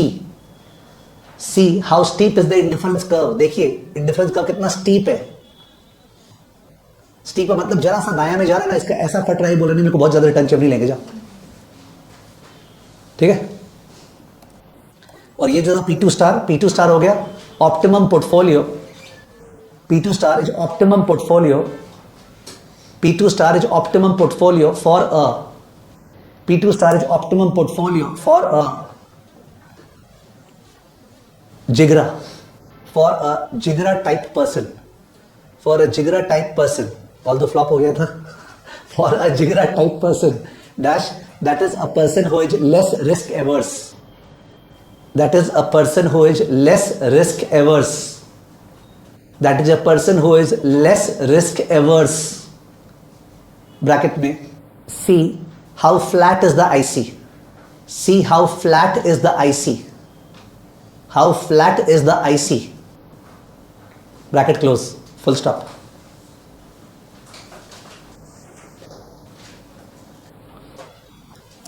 ये जो है ना, इसको diagram 1 लिख देना, 1, हाँ, ये diagram 1 था अपना, ये डायग्राम 1 मार्क कर देना, और जो एसेट प्राइसिंग है उसके ब्रैकेट में लिखो डायग्राम 2। एसेट प्राइसिंग के मैं लिख दो डायग्राम 2, डायग्राम 2 दिखाने वाला हूं, ये डायग्राम 1 गिन रहा है इसको, हाँ? डायग्राम 2 मेरे साथ मत बनाओ, एक सेकंड रुक जाओ, ठीक है? जिससे कि माइंड को डबल कन्वीनियंस मिले एब्जॉर्ब करने का। बाई चांस सुना होगा तुम लोगों ने, ठीक है? खासकर जो थोड़ा कुछ क्लासेस कर रखे, अदरवाइज जिन्होंने नहीं सुना है तब भी कोई इशू नहीं है। अभी तक हम लोग एक्स एक्सिस पे रिस्क ले रहे थे और रिस्क को स्टैंडर्ड डिविएशन ले रहे थे, याद आ रहा है? इस बार एक्स एक्सिस पे रिस्क का एक पोर्शन है जिसको बोलते हैं सिस्टमैटिक रिस्क ब्रैकेट बीटा। इस बार पहली बार एक्स एक्सिस पे रिस्क लिए पर पूरा रिस्क नहीं, systematic risk beta. To explain the same, एक मिनट इमेजिन करते हैं अपने कोई इंडियन एग्जामिनेशन दे रहे हैं, तुम लोग सब सीए कर रहे हो, एक बार इमेजिन करते हैं बिकॉज सीएफए बैठेगा नहीं, तुम लोग सीए कर रहे हो। तो अगर सीए कर रहे हो तो उस केस में मार्क्स वाइज पासेंगे, मार्क्स उससे ऊपर लाया तो पास। अगर सीए इंस्टीट्यूट ने बहुत ही टफ पेपर सेट कर दिया, बहुत ही टफ पेपर, तो सबका मार्क्स क्या होगा, डाउन। करेक्ट है। बहुत ही इजी पेपर सेट कर दिया तो सबका मार्क्स क्या होगा, अप। तो ये जो मार्क्स डाउन या अप का जो रिस्क है ये सीए इंस्टीट्यूट की वजह से है, and this is going to affect a particular student और all students. It is that way, systematic. ये जो शब्द है सिस्टमैटिक सबको अफेक्ट करेगा। ठीक है, करेक्शन टफ कर दिया, डाउन, करेक्शन इजी कर दिया, अप। ठीक है, तो इसको बोलते हैं सिस्टमैटिक रिस्क। तुम्हारे मार्क्स का uncertainty because of CA institute है सिस्टमैटिक। बट सेकंड चीज, आप लोग सब एग्जाम देने बैठे हो सीए इंस्टीट्यूट का, इट इज पॉसिबल दैट कोई पर्टिकुलर पर्सन का उस दिन फिजिकली तबीयत खराब है, टेम्परेचर में है, उस कारण से वो जो पढ़ भी रखा था वो भी ठीक से, और सीए में तो बहुत ज्यादा रिलेवेंट है बिकॉज पूरा का पूरा उसी दिन पढ़ के रिवाइज से उतारना है। डायरेक्ट टैक्स इतना बड़ा, कल एग्जाम दे के आया, परसों एग्जाम, हम नहीं पढ़े तो पहले का गया, कोई मतलब ही नहीं है। अपने याद है ना सीएफए में 2 दिन 3 दिन लास्ट में पढ़ना नहीं है, अगर पढ़े तो गया, उल्टा है। ठीक है यहाँ पे, तो इन दैट केस व्हाटएवर, तो इन दैट केस तबीयत खराब है, उस कारण से उसका मार्क्स क्या आएगा, कम। उसका कि सबका, उसका। पर कोई दूसरा स्टूडेंट है वो अलग ही जोश में, पता नहीं क्या हो गया उस दिन, उसके एकदम दिमाग चल रहा है न्यूटन के जैसे सारा चीज। ठीक है, तो एंड अकॉर्डिंगली बहुत ही अच्छा पेपर चला गया होता है, दिमाग चलने का बात है, खासकर मल्टीपल चॉइस में तो और भी ज्यादा व्हाटएवर। तो इन दैट केस उसका एग्जाम बहुत ही अच्छा हो गया एज कंपेयर टू उसका जो एवरेज लेवल है उससे भी ज्यादा पॉसिबल है। ये जो अनसर्टेनिटी हो रहा है ना, इसको बोलते हैं अनसिस्टमैटिक रिस्क। कौन सा रिस्क, अनसिस्टमैटिक, या इसको बोलते हैं student specific risk, student specific. तो वैसे ही जो स्टॉक्स होते हैं ना, कोई भी company, if you take the stock of Larsen and Toubro which is the cyclical stock, LNT, economy पे डिपेंडेंट है, economy down, LNT down, Reliance down, Infosys down, CS down. माने अगर इंडियन इकोनॉमी का जीडीपी ग्रोथ रेट 6 से नीचे हो जाएगा तो भी अलार्मिंग, पूरा का पूरा मार्केट डाउन हो जाएगा। एंड अगर 7 साढ़े 7 से ऊपर चल जाए पूरा market up, this is like systematic. But by chance कुछ इश्यू हो जाए, जैसे इन्फोसिस में काफी बार हुआ है, there was a corporate governance issue in Infosys. जैसे अभी इफ यू ट्रैक न्यूज तो इन दैट केस ये जो ओपन एआई के बारे में एक विसल ब्लोअर का डेथ हुआ है ना, इंडियन ओपन एआई का एक न्यूज आया ना कि एक विसल ब्लोअर इंडिया का एक पर्सन था, उसका डेथ हुआ 26 साल करीब का, जिसने बोला कि ओपन एआई इलीगली कंटेंट को कॉपी कर रहा है, तो उसका डेथ हुआ है। अब वो डेथ तो ऐसे दिखाया तो छोटा सा इंसिडेंट है, आई am not being insensitive, but उस डेथ को प्रोपोगेट कौन कर रहा है, इलॉन मस्क। वो तो छोटा चीज नहीं है अभी, तो अकॉर्डिंगली वो बहुत बड़ा इश्यू बना के ओपन एआई के पीछे पड़ जाए, हिम तिम और पूरा वो कर दे वगैरह। तो अकॉर्डिंगली ये जो रिस्क हुआ ये तो कौन सा है, अनसिस्टमैटिक। तो कोई भी कंपनी का जो वॉलेटिलिटी है वो 2 कारण से, एक तो है बिकॉज ऑफ इकोनॉमी और एक है उसके अंदरूनी कारण से। तो अकॉर्डिंगली वहां पे भी 2 रिस्क होता है, कौन सा, systematic risk, unsystematic risk. Systematic risk beta का मतलब हुआ इकोनॉमी से स्टॉक कितना सेंसिटिव है। तो अपने जो इक्विटी में पढ़ते हैं तो जो भी सिक्लिकल स्टॉक्स होते हैं उनका बीटा क्या होना चाहिए, हाई। सिक्लिकल स्टॉक्स का बीटा क्या होना चाहिए, हाई। और जो डिफेंसिव स्टॉक्स होते हैं उनका बीटा क्या होना चाहिए, लो। जैसे फार्मास्यूटिकल, ये सबका फार्मास्यूटिकल में बीटा एसडी हाई है। अचानक से एक कंपनी को पेटेंट मिल गया, बाप रे बाप क्या भागेगा स्टॉक। अचानक से कंपनी का पेटेंट माने कैंसिल हो गया, स्टॉक गिरेगा। वॉलेटिलिटी बहुत हाई है पर वो अंदरूनी है, what is that, internal, that is not systematic, economy से कनेक्टेड नहीं है। तो beta is a portion of the stock का risk which is related to the economy. ठीक है, will do a lot of talk about beta. तो X axis पे मैंने बीटा लिया है और वाई एक्सिस पे एक्सपेक्टेड रिटर्न। ठीक है, और फिर से एक लाइन ड्रॉ किया, ये लाइन ड्रॉ किया RF. This line is called the security market line. What line, security market line, SML. Please draw कर दो। एक्स एक्सिस पे सिस्टमैटिक रिस्क मतलब बीटा और वाई एक्सिस पे एक्सपेक्टेड रिटर्न, और एक लाइन ड्रॉ किया जो आपको सेम लग रहा होगा जो ऊपर में ड्रॉ किया था, पूरा सेम टू सेम वही आरएफ से स्टार्ट हो रहा है। It is called security market line.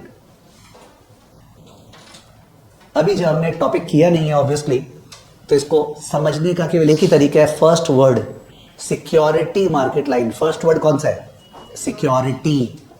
यानी सा ये वाला line is about Reliance, about Infosys, about TCS. उनका उनका बीटा क्या है तो उनका रिटर्न क्या होना चाहिए। रिलायंस का बीटा ये है तो उसका रिटर्न ही होना चाहिए, रिलायंस का बीटा ये है उसका रिटर्न ही होना चाहिए। Okay, it talks about the particular security. इसके हेल्प से एसेट प्राइसिंग होता है। क्या होता है? एसेट प्राइसिंग, इसके हेल्प से होगा। We will learn that the return on Reliance does not depend upon the SD of Reliance. It depends on the beta of Reliance. यानी मैं अपना बोलूँ ना, अगर मैं इतने सारे स्टूडेंट्स को CFA पढ़ा रहा हूँ तो स्टूडेंट्स का जो एवरेज मार्क्स आएगा, ठीक है, वो किसी पर्टिकुलर स्टूडेंट का तबियत खराब हो गया तो उस पर डिपेंडेंट नहीं है। बिकॉज मैं इतने सारे स्टूडेंट को पढ़ा रहा हूँ, मेरे को पता है किसी का तबियत खराब होगा तो किसी का बढ़िया होगा। It is not affected by my portfolio, is not affected by individual students के क्या चल रहा है, but my portfolio will be affected by overall problem कि मैंने कोई टॉपिक अच्छे से नहीं पढ़ाया। अगर CFA का बात करें तो suppose I did not teach A topic properly वगैरह, उसके कारण तुम लोग का सबका मार्क्स डाउन हो गया। That is systematic. समझ गए? इंटरनली किसी एक पर्टिकुलर स्टूडेंट जो उसका गड़बड़ हुआ या बढ़िया हुआ उससे फर्क नहीं पड़ता। तो यू विल फाइंड दैट हम लोग यही पढ़ेंगे कि सर रिलायंस इंफोसिस का जो दाम चलता है शेयर मार्केट में, वो उनके अंदर क्या हो रहा है उससे ज्यादा फर्क नहीं पड़ता। डिपेंड करता है वो लोग इकोनॉमी से कैसे रिलेटेड है। विल टॉक अबाउट इट, ठीक है ना। Okay, next LM3 Learning Module 3. Learning Module 3 is Portfolio Management, an overview.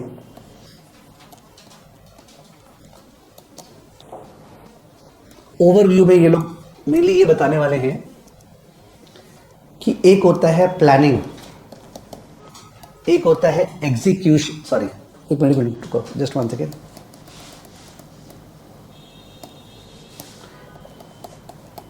एक हो गया प्लानिंग, एक हो गया एग्जीक्यूशन और एक हो गया फीडबैक।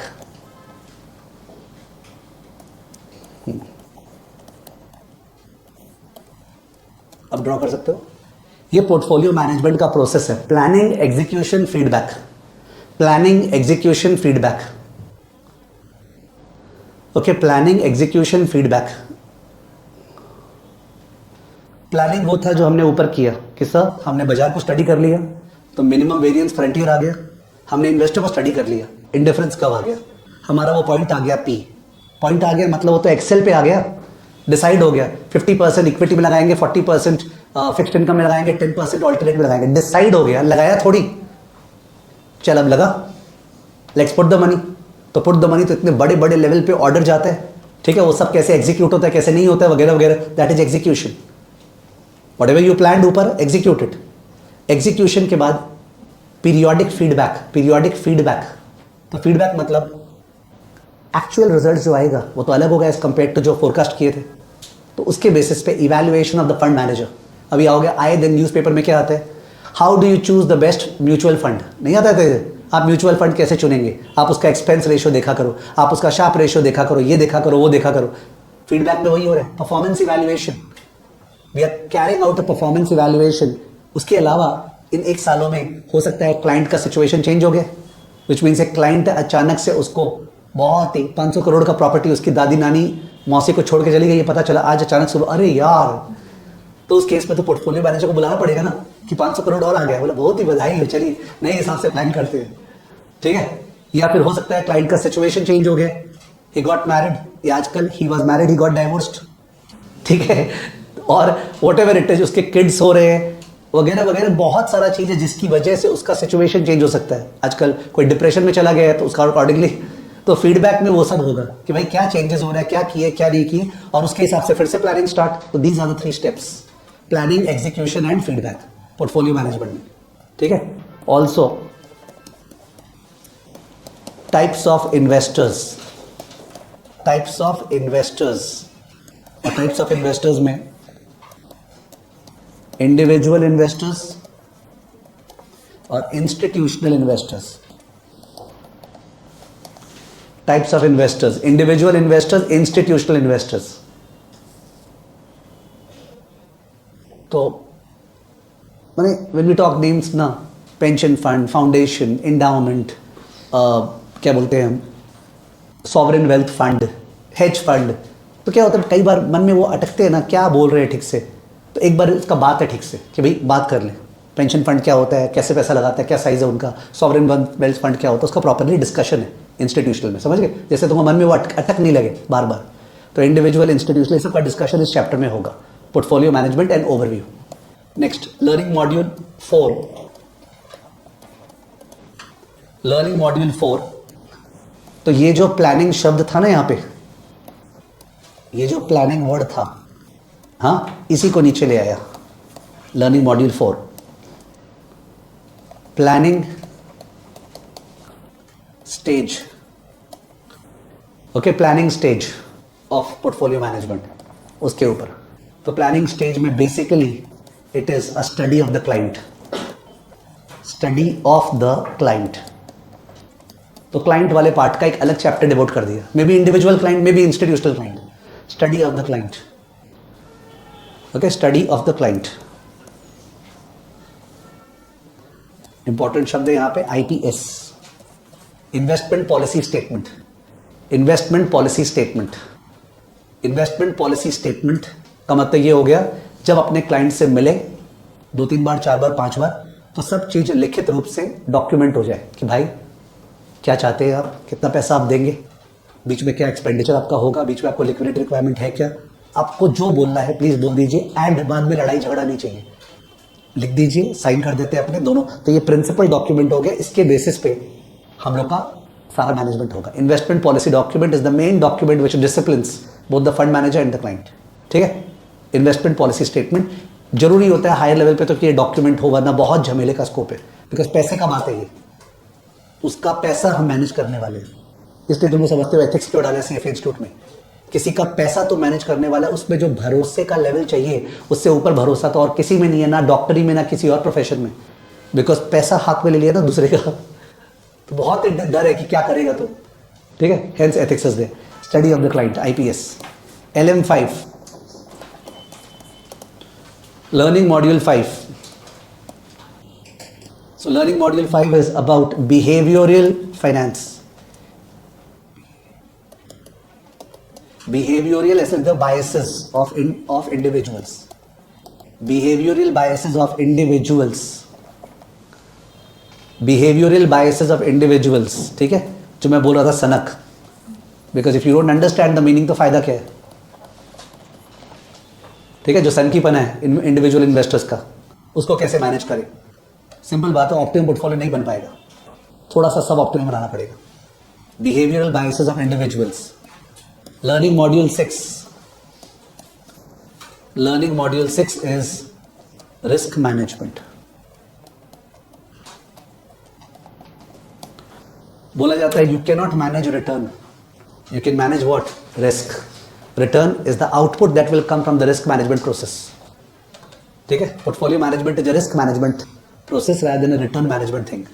तो लर्निंग मॉड्यूल 6 जो रिस्क मैनेजमेंट, ये पूरा का पूरा करिकुलम है, ठीक है। थोड़ा सा जो एक्सपेक्टेशंस है आप लोगों से इज दैट ऑब्वियसली अगर आपको कैलकुलेटर का यूसेज आता नहीं है तो दिक्कत होगा क्लास में, ओके। और बेसिक बिल्डिंग ब्लॉक क्लासेस में वो कैलकुलेटर का उतना यूज समझाया हुआ है। टाइम वैल्यू मनी ज्यादा काम नहीं आएगा, वैसे बता दूं अभी पढ़ाते समय, बट थोड़ा सा मीन एसडी निकालना भी काम आने वाला है। कौन सा? Mean SD. किसी को ध्यान हो तो बिल्डिंग ब्लॉक क्लासेस में क्या आपने मीन एसडी भी किए थे? मेरे को तो याद किए थे mean SD, I don't know, whatever. तो मीन स्टैंडर्ड डिविएशन के लिए वो भी कर सकते हैं कि जो फर्स्ट क्लास है QM का, उस पर डाला हुआ यूट्यूब पे फर्स्ट क्लास, वो भी कर लिए बड़े, खासकर जो बिगिनर्स है। तो in that case it's better that you have some idea, ठीक है ना। तो that is the entire syllabus of portfolio management. What is the time? 12:27. ठीक है, let's not enter the topic. ठीक है अपने, तो फिर LM नंबर 1 जो है वहां से स्टार्ट करेंगे नेक्स्ट क्लास से, ठीक है।